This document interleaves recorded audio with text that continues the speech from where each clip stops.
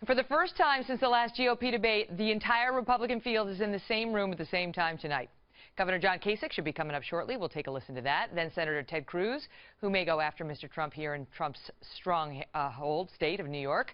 And while we wait for all of this, we have a special show for you tonight. Joining us live to react to these candidates and weigh in on the state of this race, a Kelly File focus group of Republican voters who will be casting ballots in just 5 days. Panel, welcome, all of you. Thank you so much for being here. All right, so let's start with this. I'm fascinated to know, because I was watching your faces during Trump's remarks, what did you think of that? It was an unusual sort of speech, given what we normally hear from Donald Trump. Absolutely great. Boris, in the back. The speech was great. He was substantive. He was personable. He was funny. It was all the best of Trump in one speech. Let me finish. It was all the best of Trump in one speech. And that's why he's leading not just in New York, but going forward, Maryland, Pennsylvania, all the way to California. Right here in the middle. Yes, it was a great thing. I think he was hitting on a lot of valuable points and speaking about New York. And as a retired law enforcement, one of the things that really hit home with me was about 9/11, how everybody in the city came together, the values that we have here, and how we move forward with that. And I think it was great. Go ahead, you ma'am, in the green. The fact that this man is using 9/11 and the death of thousands of people, particularly Father Judge, to get votes is disgraceful. Why? He should be ashamed of himself. Why? Because you know the detractors would say it's a response to an attack on New York values that you know Ted Cruz the 9/11 site, just a few days ago. Saturday. Not only that, this man is a multi-billionaire, like he likes to tell us over and over again, but didn't he file and get a grant for a small business when that was supposed to be for small businesses trying to stay open at ground zero? It's a disgrace, and he should be ashamed of himself, especially because those were his own words that Ted Cruz was talking about with New York values. Right. And that kind of crap that he just said now, after thousands of people died, that man should get on his knees and pray to God for forgiveness. That was disgraceful. You're looking at it all the wrong way. Let me explain something to you. As I was watching this, I thought about one thing. You know who Donald Trump is? Donald Trump is me, Donald Trump is you, Donald Trump is you, Donald Trump is every one of you. But Donald Trump is the guy, Donald Trump is all of us that sit around and say, you know what, the last 7.5 years have been horrible, and we should do this, and we should do that, and we should do this.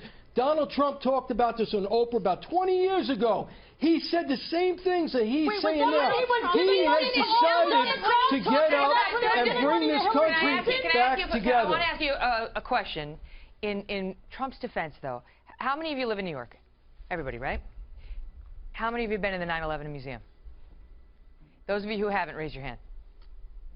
Does it mean you don't care about 9/11? I mean, like, you know how it goes. You live in the city and you don't go to the stuff that's in your city. To use that over Every Republican knows what he meant by New York values. He meant the liberal values. Ted Cruz you're talking about. No, I'm talking about Trump. Everybody knows. Yeah, well, Ted Cruz originally said, I don't have, Trump has New York values. Right, and every conservative Republican knows what that means. It means when you're a conservative Republican that lives in New York, you can't talk at work, you can't say things, you could lose your job because you have the wrong values, you're in danger with constant political correctness. Not one of the conservative Republicans is offended that Ted Cruz said New York values, because that's what he was talking about, not about 9/11. Sir, go ahead. Well, in response, though, too, with Ted Cruz, though, I mean, I'm a Republican, and I do support Trump, and I felt like that was offensive. I mean, I think that... What was offensive? About New York values, though. I think that, I feel like it's so stereotypical to say that, oh, New Yorkers this and New Yorkers that. I think there were strong people, and we shouldn't even if it was... he was saying about liberals, I felt it from a conservative standpoint as well. And let me tell you something. I'm from Connecticut, and I was offended. I mean, you know, we're all... Ted Cruz saying New York values. Ted Cruz attacked New York values. You know, stop it. We all share those values. You don't go attacking a state. You don't go attacking one city like that.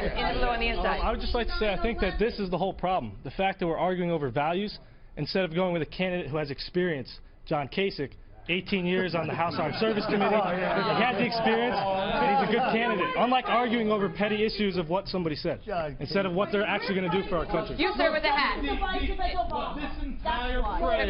This entire phrase, New York values, the reason it came about is because 2 years ago, Tim Russert interviewed Trump, and he said, are you for gay marriage? Are you for gun control? Are you for abortion? And Trump shrugged his shoulders and said, look, I'm from New York. I got to support New York values. Right. You know, even though I'm quote unquote a Republican. When Cruz pointed that out, and then when he replayed that in his ads, Trump called him, "Oh, what a liar!" Even though you could see the tape. Right. That's where the phrase New York values. That's what New York values. On the top corner. One of the things you have to take into consideration, I understand this is an introductory speech by Donald Trump to the masses in New York. However, he still hasn't focused on the key points in this election. What are you going to do when you get in there? And just going back to what you mentioned earlier in terms of him having a non-understanding of what happened in Colorado, if you're going to come in and be the head of state, you need to know the playing field before you step in. You're running for president. You're not running for a minimal office. Across the country, though, right? What was that? He's winning Down here in the across the front. Down country. here, you sir. Here we go. Sorry. Yep, go. All right, and he brings up a great point. So everyone's concerned about Obama came into office and that he had very little experience as first-term senator, the whole 9 yards. So is Ted Cruz. Bingo, we don't want that.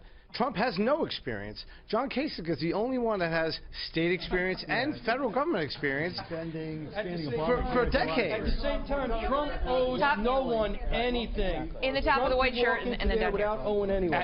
You, sir.